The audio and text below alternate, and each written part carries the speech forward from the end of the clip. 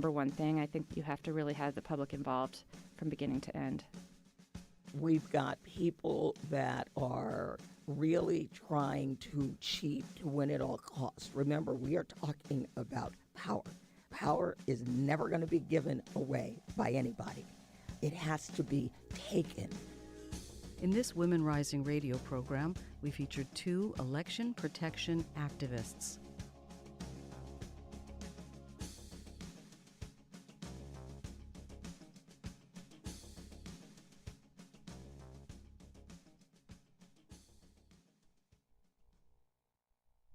All right, you're listening to KUAW Radio, Kansas City's global community radio station. We don't only bring you videos on Facebook and YouTube, but listen to our audio only, where you'll get shows like Cheryl Underwood and Blues Time in the City. You can pick us up at www.kuaw.org or go to the TuneIn app and search KUAW. Listen to us. We're on 24 hours a day. That's KUAW Radio, Kansas City's global community radio station. And this is what you hear every day from noon till 2. Don't miss the Cheryl Underwood Show. It's the jump off. Welcome to the Cheryl Underwood Show. That's what I'm talking about, Courtney Black. Where are we going, Kyle Irving? George R. Smith College in Sedalia, Missouri. It was open from 18.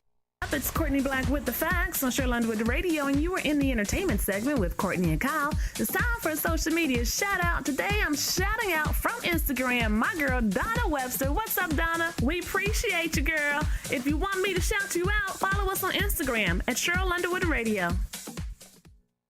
You are listening to KUAW Radio, home of the all-new Jamal Bakes Show, and I'm Jamal Bakes, and thank you so very much for listening to the station bringing you talk, news, entertainment that you won't get anywhere else. KUAW, in, of, and about our community. This is comedian Janelle Banks, and you are listening to KUAW, Kansas City. This weekend is the last weekend before Thanksgiving, and on Blues Time in the City. You say I be bashing men's. Man bashing? That's Miss Jody. Man bashing. She's talking this weekend, and Tina Turner's birthday is on Thanksgiving Day, so we're showing Tina much love. Join me, Regina Bailey, for Blues Time in the City. Your weekend stop for the best. All right, hello everyone. This is Tyrone Gathers Jr., your host of The Source of the Inkwell, live on KUAW, Knowledge, Understanding, and Wisdom. You can check out this broadcast in a number of ways. You can hit us up on KUAW.org. You can also go to the TuneIn app on your mobile device. You can check out this broadcast visually on YouTube. Type in KUAW Radio, Periscope, Twitter, Twitch, type in KUAW Radio. You can also go to your Alexa or your Google Echo and say, hey, play KUAW Radio, and play it. Also, you can go to KUAW95@gmail.com for any questions, comments, or concerns, or you can call in at 816-599-6893. Today, I kind of got some news in regards to some parent feedback on virtual education. Virtual education has been going on, I would say, sporadically, starting in March, and more permanent around November. And I was looking at some data, and it was telling me that the achievement gap is starting to widen more with virtual education. A lot of our students who are in urban areas or who are in rural areas where the internet is probably more, it's not as accessible in your suburban schools or your more prominent school districts, those kids are more than likely to learn at a slower, extremely slower pace. So they were saying that the achievement gap is going to widen due to virtual education. And then of course they were saying some remedies would be to possibly have an extended school day when we were all able to come back into the buildings, or having mandatory summer school, something that I don't see a lot of school districts doing. Now, in the 80s, we had school segregation that took place, where they were letting students of color and prominently students of color join back into school systems that are predominantly white. Well, now you're starting to see those same students who are of color as well as students who aren't doing too well economically, they are now being victim of this whole achievement gap. And I used to always repeat Aquilina Perry. Not only was she one of my favorite teachers growing up, she was also one of my most trusted coworkers when I started teaching. She said the school segregation never went away. It still exists based on the zip code. And if you look at the zip code of some of these school districts, you see more prominent schools getting more resources than schools that are in different zip codes. So I kind of sat and I thought about a few things. 2020 has been a year of reflection. They say that there's always a blessing and a mess. And one blessing that I'm seeing in this mess of 2020 is it's giving me time to think about a lot of things. 2020 is also the year of you should have been doing this a long time ago in regards to, with the washing of the hands and being tolerant of other people and having different routes of education. But then it also kind of had me sit and think about the state of education in general. And I've been talking to a lot of my colleagues and close counterparts and family members, and I came up with something. And what I came up with was people who have a problem with black parents shouldn't teach black children. And I'll say that again. People who have a problem with black parents should not teach black children. Now, there's always been systematic racism in school setting, and this is not up for debate. It is. I mean, the curriculum says that, the law says that, the distribution of wealth says that, and it primarily falls on people of color more than most black children. And the more and more I reflect on education, the more and more I see a lot of this institutionalized racism when it comes to children of color, predominantly black children. Now, I remember when I was working in one particular school district, there was a teacher who was a science teacher. She was a very educated woman, but she said one of the dumbest things that could ever come out of an educator's mouth. And she said that she teaches her students when they talk about, anatomy, that blacks have an extra muscle. Yeah. An extra muscle in their legs to make them run faster and jump higher. And I said, "You teach that?" She said, "Yeah, I definitely teach that because it's true." Now, I'm gonna say something, and I know I might get some flack behind it, but it is what it is. She was a Teach for America teacher. And if you're not familiar with Teach for America, I'm not bashing the organization, but they put people in the classroom faster without going through a good bulk of the traditional teaching. And when she said that, I said, when you make comments like that, it really lessens the validity of your program. That you're actually teaching these students that black people have an extra muscle in their legs to make them run faster and jump higher. And you're an educator. And that really bothered me hearing that because she had kids being taught this. On the D.L. Hughley show today, they were talking about the situation in California where they were making white teachers take a class saying that, you were born on, you're here on stolen land and, you're racist. It was something to that regard. And although they may not have agreed with forcing teachers to go through that, he did agree and say, he did say something where I agreed that a good chunk of the racial ideals that we get is from the schools. It's definitely from the school. I've actually seen curricula that was extremely racist. I've actually heard teachers say extremely racist things. There was one guy, he and I had an argument where he felt that Asia was the biggest continent. And I told him, I said, no, it's not. I said it was Africa. And then he tried to debate with me that the Middle East was not a part of Africa. And we all know that it was, if you look at, your history books. And so, you got stuff like that. So parents, this broadcast is really dedicated to you because, see, this is what you all do. You all take your kids out of inner city schools and you rush them to schools that are in predominantly white school districts because you feel that your child is getting a better education. Now, yeah, they may have a better opportunity, but let's really look at what you're doing here. When you put your child in these schools where they're not used to seeing you or your kid walking down the hall, what do you think is really happening in these classrooms? And of course, you're going to say, well, Tyrone, what you're saying is no. Because I had a particular student who, that was a teacher who used to teach in the Raytown School District with me. And Raytown is a pretty diverse district. That's one thing I like about it. And this teacher goes to teach at a district farther south down the highway. I just say that. And she came to visit one day and she said, yeah, we had a lot of students running around. And one student in particular was a black male. And I said, okay.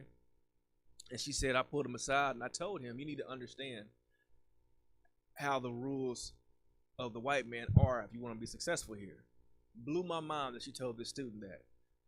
Now, it's not what you say, it's how you say it. And immediately, it just messed me up that this woman did this. And what I'm noticing is I'm seeing teachers who want to make a difference. They go to predominantly black school districts or predominantly Hispanic school districts to make their bones, so to speak, to at least get a year up under their belt or two. And then immediately they leave and go to these other districts. And that's what we're seeing. Just like when you see, look at the soccer program in Africa. A lot of your better soccer players are from Africa, but the teams are horrible because you're pulling all the better players out of those teams. So what you're doing in these in these urban school districts is you're taking all the intellectually gifted children, the athletes, the administrators, the teachers, and you're pulling them out of these school districts and you're placing them in areas to where they're not, they're not as valued where they were. Now, what we should be doing is building up our districts in the urban core. And those who are socioeconomically are not up to par to the standards, you need to be building up those rural school settings. We need to really stop with this whole fighting to get a seat at a table. You're fighting to get a seat at a table that doesn't want to serve you. And if you do get a seat, it's not a comfortable seat, and you're not getting the same meal that everyone else is getting. Instead, you have the ability to make your own table, forge your own meals.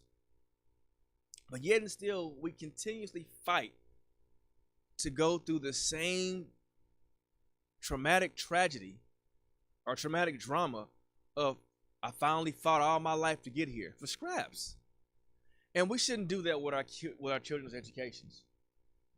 Because what I see on the regular is horrible. It is horrible and it's depraved what these children go through. And then on top of that, parents, you take your kids out of these school districts. And I ask every school district I'm in, I ask the kids, can you tell me who your superintendent is? And tell me who your board president is. If you don't know who your school board president is or your superintendent, that's a problem. Because you need to know who to go to if there's an issue here in your school building. We got parents who don't even know who the school's teacher, who their children's teachers are or anything. And now, guess what? School districts are capitalizing on parents who come from these urban settings. Okay, you don't have a good business acumen, or we're going to make it to where you can't even come into school buildings. Let's put it like this. Of course, you're going to say, well, shoot, COVID got parents not coming to school buildings. No, it was going on way before that. I remember when I first started teaching, parents were allowed to come in and, sit in on the kids' class, or I could sit and talk to a parent outside the door, pop visit. Can't do that no more. When parents stop caring, then you allow them to put individuals in the school settings that are not for your children. Malcolm said it best. We let our enemies teach our kids. And that's what you're doing. You letting oppressive ideals teach your kids. And I'm not going to sit up here and keep my mouth shut on this. No, there are extreme racist people educating our children. There are. I sat there and witnessed in school districts jokes being said to kids that were racially inappropriate. I've seen parents being labeled, inappropriate based on where they live. Seen all that stuff, and it still goes on. There are children who are afraid to go home and tell their parents about their racist teachers. And then there was one setting where a student was called a nigger. Now, of course, the gentleman was a black male, calling another black male that word, but the parent didn't address it.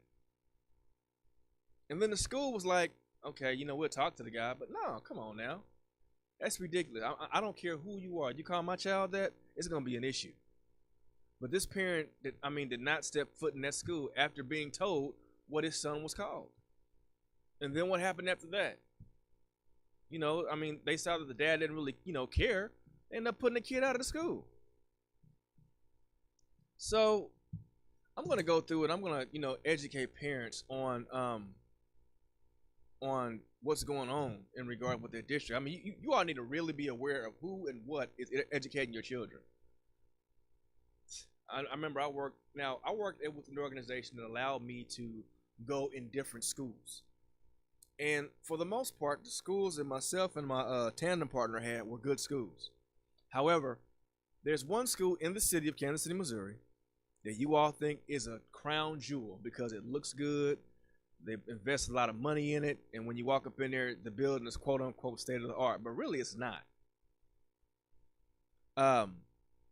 There are teachers that were calling kids racial slurs that got fired by one administration, but as soon as they got rid of her, they brought that racist individual back, and that guy is still there to this day. And I'm still having parents complaining about what comes out this man's mouth, and he's still employed by this school system. There's teachers who I've seen in the same school building who would sit up in a room full of children and talk to himself and not talk to the kids and teach a whole lesson without addressing the children. But then when you have teachers that step up against their behavior, they get rid of them. So parents, first things first, you got to find your school district. Like I said, the zip code is what matters. Find that school district and see what demographic of people are there. And I'm gonna be real with you. And you may not agree with what I'm saying, but if your child is in the minority, they may be treated differently. I worked in the school building, and this student, good thing you sitting down for this one, Mr. Walker. This kid said to me, he didn't say it to me, I heard him saying it. He said, for Halloween, he wants to be a wealthy landowner. And he pointed to two black males, and he said, and I want them to be my servants. I said, hold up, man. I know you didn't say you want to be a slave master, and you want these two brothers to be slaves. And he said, well, And I looked at the principal, and the principal is he's an African male. I said, sir, you gonna address this? He started laughing. He thought I was funny. I said, no. And I could tell when the kid made that comment, those two young men were very uncomfortable. I'm like, are you not gonna address this? Turns out the boy's mom and dad were high. They donated to the school. So already we got the money and the privilege allowing this boy to say whatever he wanted to do. Same kid hauled off and slapped a girl. They said, why'd you slap her? Because she wouldn't shut up. The young lady was answering a question, so this kid slaps her. No suspension. Then, when I was working there, the kid was in my class, and the same young man hauled off and said, he watched the movie, and then we got up, and it was Christmas break, and they released the kids to go. He said, Mr. Gathers. I said, yes. Happy Kwanzaa. Trying to be cute with it. I said, hold on, young man. He said, yes. I said, I do celebrate Kwanzaa. Happy Kwanzaa to you too. And he looked, because he knew his little comment didn't hold no water. But the fact that we have a child that's allowed to do all this stuff in the name of racism, and he has not been dealt with, he's already graduated, but he was not dealt with in this school system, goes to show you what they hold close to heart. That's a problem. And, and then of course, when the parents reacted to him slapping her, the school tried all they can to try to smooth it over. Well, no, I don't care what he got going on with him. You don't put your hands on a woman like that. Nobody. No one. So, this school has a lot of issues. And every time a parent tells me that their kid go there, I'm like, you need to watch out for that. I don't care. You can send me a letter in the mail to sanction me, but I'm still gonna keep talking because they wrong. And everyone good up in that school building that was black, they ran them up out of there. We had a gentleman up in there that was teaching kids pure history that was backed up. And this is the thing that gets me, and I'll go back to my list. This brother was teaching these children black history.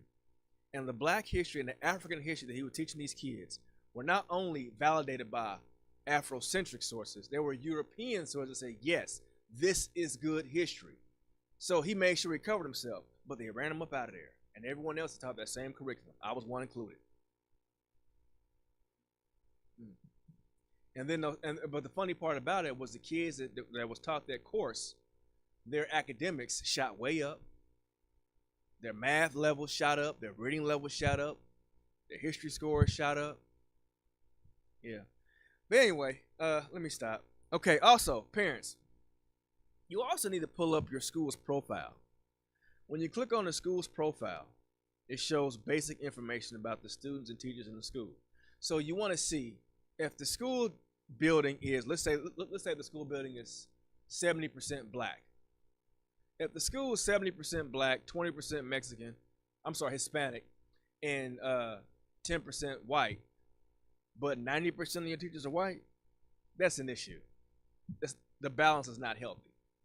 Don't fall for that lie that they're not applying. Oh, they're applying, because there was someone that sat there and said, I applied for this particular school district. They told me that they weren't, that I wasn't hired. But on the flip side, they're saying that people of color aren't applying. But when we pulled the employment records, it showed that a lot of people of color were applying, but they weren't hiring them. There are also several links you can find out too. I want you also, parents, look at the SPED classes. If you have more children of color in the SPED program versus the gifted program, I see this a lot. That's a problem. So you mean to tell me out of all these kids, the majority of the white kids are gifted, whereas the majority of the black kids are in SPED? Explain that to me. Or the majority of your black males are in SPED, but not gifted. And the sad part about it is schools know that there's a disparity in that. But yet and still, they continuously to push that narrative. And that narrative is bull. It doesn't add up. So the majority of your black males are SPED. But when you look in your school's program, or your school's gifted program, you have nothing but white females, a few white males, like one or two, a couple of black females. And then someone else made a comment. They said, shoot, when you look at the black people in gifted classes, look at the complexion. That whole paper bag test. It's real. You can go and look up all this stuff yourself. People sit here and they say, why isn't someone on the inside not saying this stuff? You have someone that's taught almost 20 years in multiple areas that's telling you what's going on. And you all are still not accepting this. You're accepting the lies versus the truth. And it's sad. These are your children. There are kids that are gifted kids who are not allowed in gifted programs based on how they look, who their mom or dad is, or where they stay. And that goes for white kids too, for all my white listeners too. There are some socially economic issues that are going on. Matter of fact, I know for a fact there are white kids who are not being accepted in these programs based on where their mom and dad stay, based on how many kids their mama got. That's wrong. Stop letting this stuff happen. Stop it.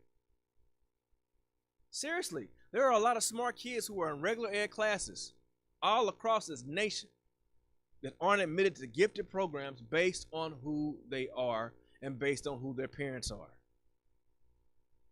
They say no child left behind. Shoot, must be your child. Must be mine. Yeah, it's crazy. Y'all should be sharing the mess out of this video and start holding these schools accountable. All right, next one. Found the school disciplinary report. Here's another one too. One of the most important parts is a school disciplinary report. It tells you what's going on. And if you really know somebody, they can break down and tell you what are the high flyers in regards to people getting sent out of schools. Black students and kids from other marginalized groups. And when I say other marginalized groups, I'm talking about your poor whites, or you know what, middle class whites too, Hispanic students, immigrant students. These groups are more likely to be suspended, expelled, or referred to the police. Or in one school district, they refer your kid to what is it? I don't want to say. I want to have the most PC mental health places. You can also see who's most likely to be arrested in school by clicking on the school-related arrest links. Now, your schools are supposed to. This is public information. They're not. They can't tell you who, but you can see the numbers of of these kids. And for the most part, I'm seeing more black students and marginalized students set up like this. I've heard someone tell kids, you can't do the same thing other students do and get the same result. You can't do that. That was told to me when I was a child, because I had a lot of students who were white when I was growing up in elementary school. And I'm gonna be real with you. My parents were cool with their parents, and they knew what was going on. And one thing I can say is those white students who, a lot of them I'm real, a few of them I'm real close to this day, they recognized game and they peeped it. They peeped it. And they knew that wasn't right. Now, I wasn't suspended or anything, but they saw what was going on. And I felt comfortable talking to their parents. Their parents talked to mine about what was going on, and it was real. See, we don't got that going on right now. See, we allow upper administration in school districts to allow us to believe this bull. I'm telling you, parents, y'all need to sit down and actually talk. PTAs should be encompassed of parents of all groups, not just the status quo. That's an issue. Your kid don't know what's going on, or they don't benefit of what's going on. And it's a problem that you have your marginalized people kicked out of school more than anybody else. And you know what? Sad part about it is these kids are starting to peep game on this too. And they talking. But we not listening, parents. We're not listening, teaching advocates, because we're afraid that someone's going to fire us for telling the truth. No, man. If this kid is being discriminated against and you speak on their behalf and they fire you or they catch you up, guess what? Now the school district got 2 lawsuits. Y'all need to realize, teachers, you don't work for the principal. You don't work for the parents. You don't work for the state or DeVos, who's on her way out. You are an agent of education. You work for the entity of education itself. Because guess what? If your school lets you go, you're still a teacher. You're still an educator. Matter of fact, some of your best teachers are educators outside the 4 walls. So if you sit up here and you think about it, this whole virtual education is really bringing out some of your better teachers, and it's also exposing some of your worst ones. So shout out to those teachers, like I was talking about last week, who's making it happen with the virtual. Be prepared for the opposition. Come on now. Because there are some teachers, and I wrote a poem about this, who sit back and talk about your kid because they don't got the money that they think they should have, or their names sound funny because it's an ethnic name. You got a peep game where you are. Hey, you got teachers who will pull up, and I'm not bashing teachers. I'm bashing them racist ones who are still employed. You got racist individuals. I'm not even gonna call them. I'm calling them racist individuals who will sit up here and start already setting things up because your kid pulled up in the front of the school building, they getting dropped off. And you know what? You got some folk, see, we can't win for losing. You got people who are upset because on one side of the coin, yeah, that kid's proven to be a stereotype.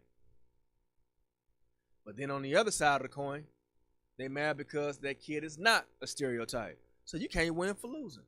So you got to understand what's going on. And you got to, you know what? A good friend of mine said, y'all got to start calling them out. Call them out for their behavior. Call them out. When you present the district data showing black students or marginalized students are more likely to be disciplined, you will inevitably find people who try to say that's because black students misbehave more. That's untrue. You show me the data where it says that black kids misbehave more, and guess what? People actually say that. I went home and told a family member that I was working in a school, and this gentleman actually said that. And she said the fact that he felt comfortable saying that to you is an even deeper problem. And it is. They're trying to push the narrative that black and marginalized students misbehave more because of their color, because of their culture, because of their religion, or because of where they stay, or because they don't make enough money. And we fall for that. And guess what? Now in schools, they got kids signing off on their own suspension papers. Mr. Walker, let's pretend this is an alternate reality. Okay, you know in the Avengers when they said they got different timelines? Let's pretend in another timeline that Tyrone Gathers is your son. Okay? I get in trouble in school. Instead of calling you, they had me sign off on my own stuff. And you don't know that I've been in ISS. But you find out later on I was in ISS. What would your reaction be? I'd be mad at both. Mad at you and mad at the school. Mm-hmm. Because if you're in trouble, I need to know that so I can help correct it. Exactly. It's all about nipping in the bud. Yes. Because now, daddy gonna kick my A and the school's A. yeah, because that ain't right. Yeah, it's not. And you got kids signing off on documentation that's gonna be on their record without their parents' consent. I mean, I don't, no. But you know, you parents sit back. I called a parent one time. The parent pretty much told me the kid runs the show. Because the school's not letting them know what's going on. You can't. We have a comment on the text line. Hold on mine. Well, on my cell phone. Someone shot me a text. They said, hold the administration accountable. Teachers are empowered to be a strong ally for students. Stand up for what is right. Set aside the color of the student and stand up for what is right. Correct. And you know what? I'm going to take it a step further. The good thing about public schools is public schools are funded with public money. And public schools are ran by individuals in that district. So theoretically, in that timeline, if Mr. Walker is not happy with how the school is treating his son or handling his son, guess what? Mr. Walker can run for school board. And when Mr. Walker gets on the school board, he is a part of the governing body that dictates the comings and goings and finances of the school. And if Mr. Walker really wants to make some noise, he can run for president of the school board, which is a powerful position. Because the school board, they're the ones who vote on your budget. They're the ones who vote on the hirings and the firings. They're the ones who hold that school superintendent and his cabinet accountable. Parents, you have more power than what you think.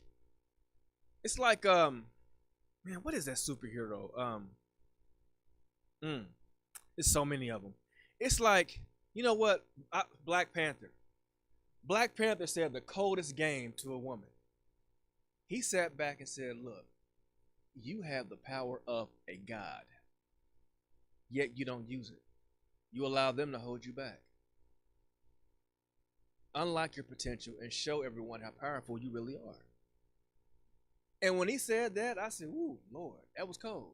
And the sister peeped game, and she showed her full ambience of power and destroyed everything in sight. So, parents, you have the power to run your child's school system. if it's not right. Now, keep in mind, we got some parents that, they don't handle their business right. But on the same token, you have a lot of parents who do. And if they are aware of the mess that goes on in these schools, can you imagine if we had a school board of parents, not people who live there? Now check this out. There are some school boards who have school board members who don't even have kids in the district. I personally feel you shouldn't be on the board if your kid's not in the district. That's just my preference. Or if you haven't had kids in the district. So imagine if you had parents who have kids currently in the district right now. Now keep in mind, parents, if your kid is in the school district, you can't walk around throwing your weight around saying, you can't talk to my kid crazy. No, I had a school board president. I had both her sons, and she knew Mr. Gathers let loose on her kid, and she appreciated that. Be yourself. Don't sit up here and walk on eggshells. Because on the other, I have seen some school board members, expect their kids be handled with a kid glove. No, Your kid do something wrong, they're gonna get jacked up. They're gonna learn a lesson. And hey, and that school board member was very appreciative. Mr. Gathers called me, something ain't right. So, it goes hand in hand. But I think if we had more conscious parents on the school board, then we had more, yeah. Mm-hmm. I mean, that's something that goes in all of our government, all our political life, right. And stuff, is that we've got to have more people involved. Exactly. And if you have more people involved, then you wouldn't hear things like, their teacher telling that kid, you need to understand the white man's rules if you want to be successful here. And, and I really want to call the person's name out. You know what? I'll play a game. If those who are listening, if you want me to call this person out, I'll do it. Comment on the text on the stream here. Comment, and I tell you the person's name, and I tell you what school district they work in. I do it. Yeah. Can I do that? Yeah. I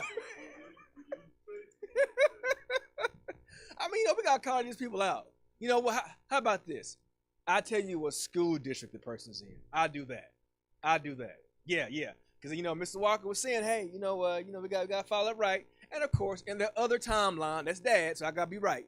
So what I do, I will tell you the school district. So if someone says, hey, what's the school district, so I can at least be aware, I will tell you the school district. Now, I was gonna tell you the actual school, but I'll tell you the school district. So if I see someone comment and say, hey, I want to know, I will tell you the school district where this happened. And it's a school district where a lot of people are running to put their kids in too. You'll be shocked. Well, no, I'm sorry, you won't be shocked. Right. Let's see. Parents, if you are confronted with a situation where your child is being discriminated against, you need to put together a clear argument. And when I say clear, don't go up there, with the yelling and the finger pointing and all that kind of stuff, because they want that. They want people to be, they want people to come at them with stereotypical, with the least amount of intellect possible. Let them know that someone who is not in their socioeconomic group, or someone that's not in their religion, or their race, or their culture, can be extremely intelligent, if not on the same level, exceeding your level. So come with facts, come with documentation.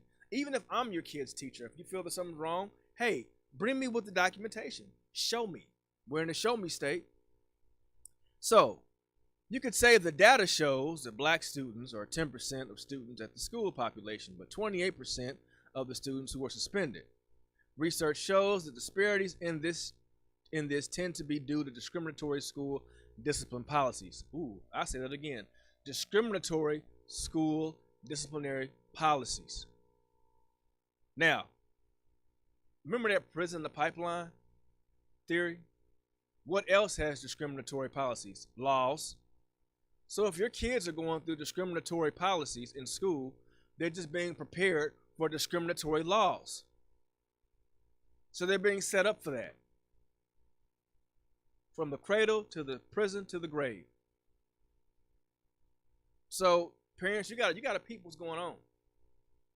There are some parents, I kind of lost a little respect for them.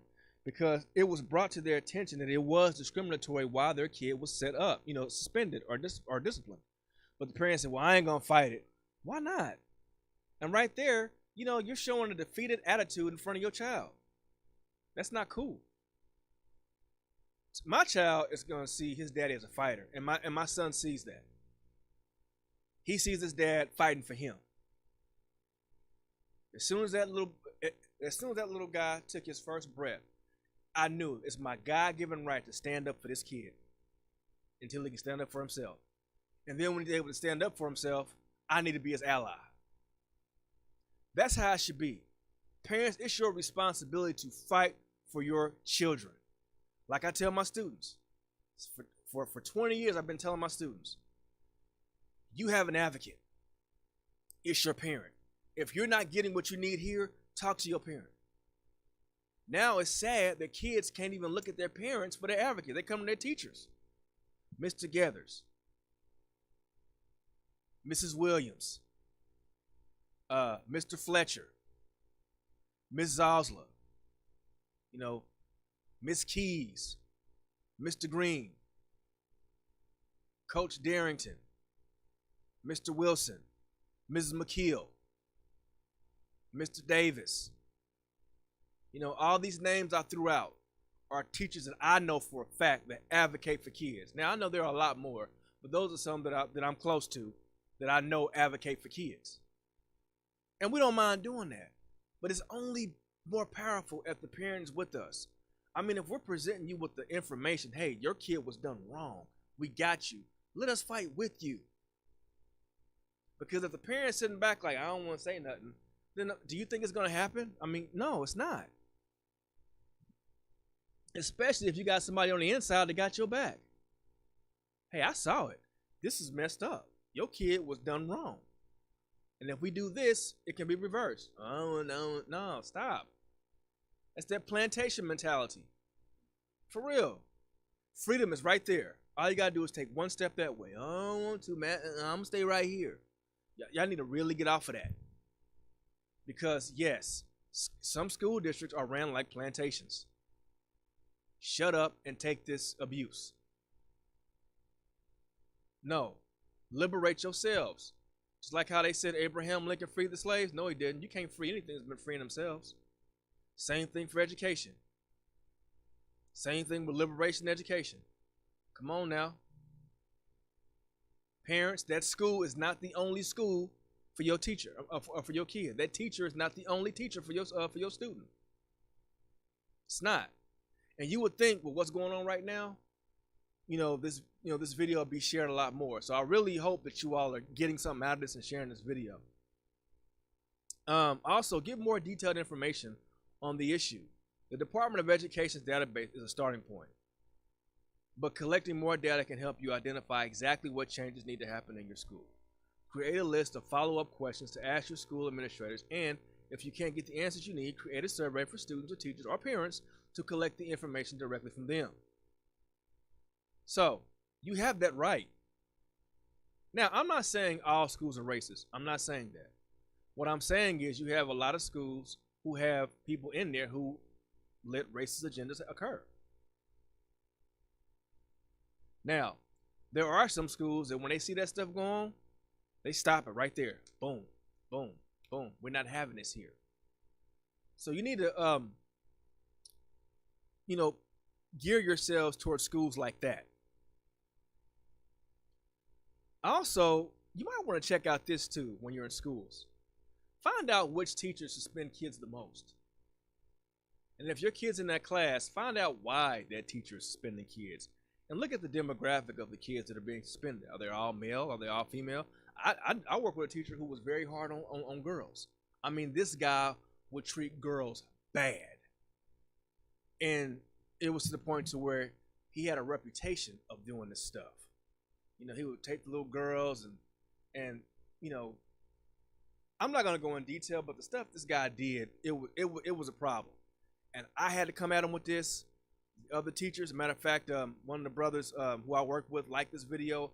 I know you know who I'm talking about because you saw it at another school where you worked there with this man. And it ended up being his downfall.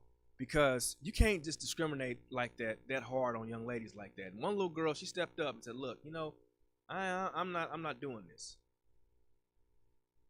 You know, and that behavior got her removed out of that school. So you got to actually look at that. And I want to give a shout out to the principal that I worked with, because he peeped it and he said, "You know what?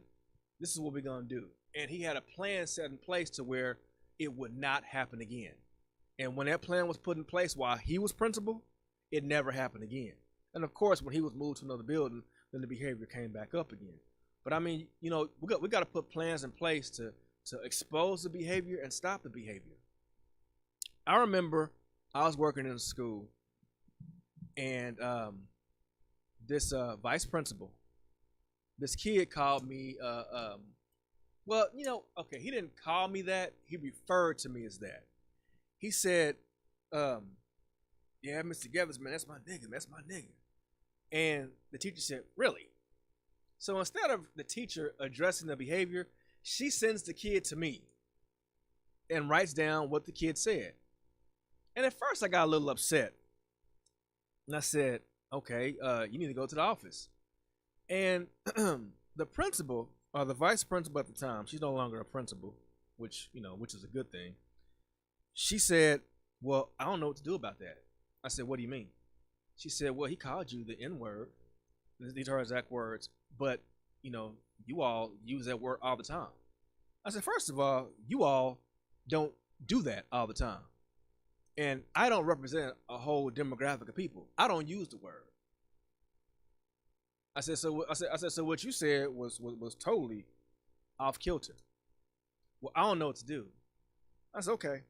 Being that you don't know what to do, I'll handle it." So the kid, of course, was an ELL student, and he was like new to the United States. And I said, instead of being behavioral, I'm gonna be more cognitive. Parents, when your kids get in trouble, I want you to ask them, or ask the school, were you behavioral or were you more cognitive? Behavioral means they address the behavior, boom, you're out of here. Cognitive, let's see why this happened. And you see that happen with other kids versus some. So I said, let me be more cognitive with this. So I did my research. I found out he was new to the country and everything, and he was trying to blend in with the culture. So I asked him. I said, "Do you know what a nigga is?" And he said, "Yeah, it's a black male." And I said, "Well, you know what? This is gonna be a teachable moment." I said, because and I broke down what the word was. I told him what the definition was. I told him had negative connotations, not just to men of African descent, but also men of Spanish speaking descent too. And it blew his mind. And then I said, "Let me talk to your mom." I called his mom up to the school. Me and his mom sat down and talked, and we were clear. Now, if that vice principal did her job right, she would have done that, and not me. Now, suspension is not, see, sometimes we think the suspension is the problem. I mean, the problem fixer. Really, it's not. Education is the problem fixer. And when that young man got educated, he chose his choice of words differently. Further down the line, I'm in ISS with some students of mine. White student referred to me as nigga. And I looked and I said, "What'd he say?" And my two Mexican students ran him down and told him why he shouldn't say that word, why it was disrespectful, not only to me, but to them as Mexican women. I mean, they ran him down. And that kid looked at me like, okay. So then we, of course, so I went to another vice principal. This is a white man. And the kid said, "What?" He said, "Oh, we don't do that here." So he called the kid's mom and broke down to the mom what happened. The mom said, "Well, that's what kids say." He said, "First of all, your son should not call a black man, that term. And also, he shouldn't be using that term nowhere. This is an institute of education." I mean, he broke it down to her. And because their mom was a fool, and she was trying to endorse their behavior, that vice principal said, "Guess what? Your son is going to be at home with you for 3 days. So you need to talk to him. If he come back and say it again, it'll be 5. If he come back and say it again, it'll be 10. And then a hearing." I looked at him. I said, "You know what? You are probably one of the best vice principals I've ever worked with." He said, "Oh, yeah. He said, we don't tolerate that here. Not at all. Not at all." And I'm glad the Kansas City, Missouri School District was able to keep that man employed because that man was the best. So, with saying that, I kind of went off on a tangent. But one thing I want you all to look at, though, parents, is you got to propose solutions. See, sometimes you got to educate the ignorant. And I think my man King Kihei says that. Sometimes people do stupid stuff because they just stupid. And you got to give them a good dose of education. I'm going to show you what you did was wrong. This is the wrong that you did. Now I'm going to explain to you why it was wrong. Now I'm going to put together a plan so you won't do that stupid crap again. So parents, you need to come up with that. Teachers that advocate for your students, come up with that. Address the behavior. Tell the racist individual why they're doing stupid things and educate their stupidity. Because see, a lot of people do racist things, not out of hate, but also out of stupidity too. And for the most part, when you educate them on the racist stuff that they do, then, okay, thank you for educating me. I won't do it again. See, I always give them the benefit of the doubt when it comes to racially inappropriate things. I get cognitive with it. And I say, okay, are you doing this because you're not too bright or because it's hatred? And if it's hatred, you will know it when you see it. Because when you're trying to educate them on that, they're fighting you tooth and nail. But if it's someone who's legit not too bright with it, yeah, they'll sit there and be educated. But then guess what? Even if they're not really taking in what you're saying, the fact that they sat down and went through your educational process and said they got it, that's more documentation for you. Hold people accountable for your children. If people are blatant with their racism, you need to be blatant with your activism. This shirt, you like it? It was made by Mommy and Son Designs. Shout out to Adila Zosler. Mommy and Son Designs. She made this for me. So, and you can find her on Etsy. You can also find her on Facebook. Mommy and Son Designs. So, if they're blatant with their racism, be blatant with your activism. Stand up for your students, teachers. Stand up for your children, parents. Stand up for your population, administrators. If you see individuals in your school setting that are doing racially inappropriate things towards your students, and I didn't even get on staffs, but I'm focusing on the students because they're children, you got to stand up for them. We are their advocates. We fight for them. We go through the fire so they don't have to. It is a shame that these children are burning in the flames of racial discrimination. And not only are we watching, we're putting kindling on the fire so they can burn even faster. All to not have the light shed on us. That's a sin. It is our right and our duty to educate and protect our children. If you have any questions or comments to assist you, I've actually went into schools and exposed discriminatory behavior. I can help you. And if I can't help you, I know individuals that can. And when I say discrimination, it transcends race. It goes to race, it goes to gender, it goes to culture, it goes to religion, it goes to socioeconomic status, it goes to sexual preference, it goes to gender preference. It's across the board. And our babies are being subjected to this stuff. And parents, it's happening all the time. And guess what? Now that it's virtual, you don't even see it. It's not as obvious. The gap is getting wider and wider and wider. We got to do our job to close it. When you see the behavior, expose it. This is the Sources of Inkwell. I am Tyrone Githers Jr. And in the Inkwell, education is ink. Let it overflow and let it stain permanent. God bless. See you next week. All right, you're listening to KUAW Radio,